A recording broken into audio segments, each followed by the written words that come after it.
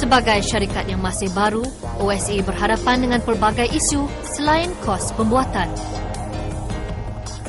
Dalam kes produk OSA misalnya, pihak pengurusan tiba-tiba berhadapan dengan kos pensijilan antarabangsa yang menelan belanja kira-kira RM800,000. Idea untuk menghasilkan projek ini bermula lebih kurang 9 tahun lepas. Semasa itu saya dengan rakan saya Encik Syamuddin, kami telah duduk berbincang dan mencari jalan bagaimana untuk memulakan projek ini.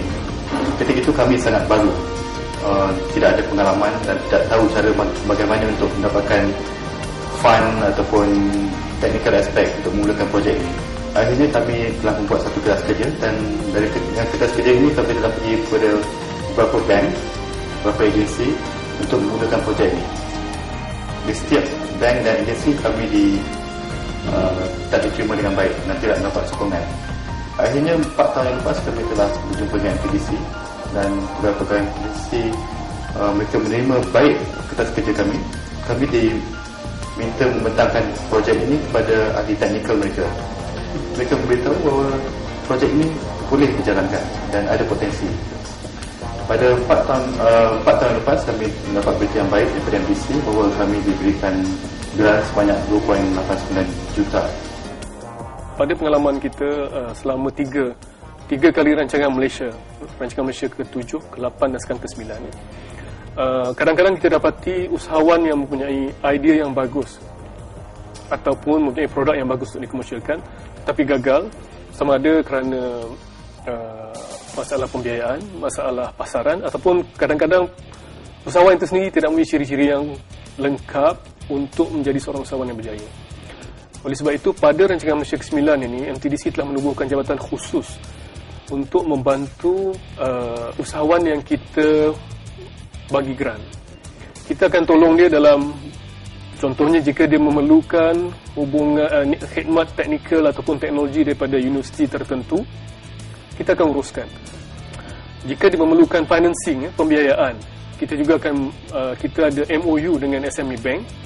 Kita juga ada hubungan yang sudah lama dengan MIDF untuk syarikat ataupun entrepreneur ini mendapatkan pembiayaan.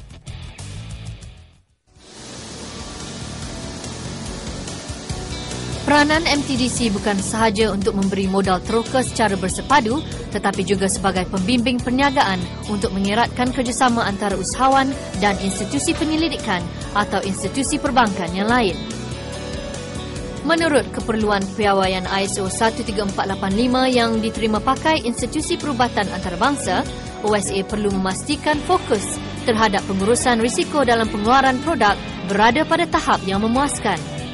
Masa ini, OSA Teknologi menghasilkan Dynamic Compression Plate dan Cortical Screw untuk kegunaan pesakit-pesakit yang mengalami kepatahan atau kecederaan ortopedik sama ada akibat jatuh ataupun kemalangan jalan raya.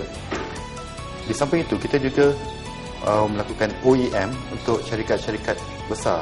Contohnya satu syarikat di Amerika Syarikat yang bekerjasama dengan kita untuk menghasilkan special screw untuk tulang belakang ataupun spine, more of polyaxial spinal screw. Dengan terhasilnya skru ini yang dibuat daripada titanium, kita dapat mengedarkan kembali kepada US dan daripada US dia akan melalui syarikat pengurusannya, marketingnya, mereka akan pergi ke seluruh dunia dan digunakan untuk pesakit-pesakit yang mengalami kecederaan tulang belakang. OSA adalah satu syarikat yang unik sebab pada peringkat awal penubuhannya lagi selepas saja kita memberikan beliau grant, telah ada syarikat antarabangsa yang ingin membeli produknya dan bukan mudah untuk mendapatkan sebuah syarikat antarabangsa membeli produk daripada syarikat Malaysia yang kecil, ya. Keduanya, kita juga membantu OSA untuk bekerjasama dengan universiti tempatan sebab dia pun daripada universiti kebangsaan pada asalnya, ya. Jadi saya rasa dari segi keunikannya memang unik sebab memang tidak ada syarikat yang menghasilkan produk ortopedik seperti OSA di kawasan Asia. Dr. Haizan masih meneruskan tugas hakikinya sebagai pakar ortopedik yang prihatin tentang permasalahan yang dialami oleh pesakit. Oleh kerana beliau sentiasa mengikuti perkembangan isu ortopedik dari semasa ke semasa, input ini dapat digunakan untuk tujuan inovasi produk masa hadapan. Dinamika peranan yang dimainkan oleh Dr. Haizan sebagai doktor dan usahawan membantu beliau menentukan hala tuju syarikat dalam jangka masa panjang. Dr. Haizan ternyata seorang usahawan yang berjaya.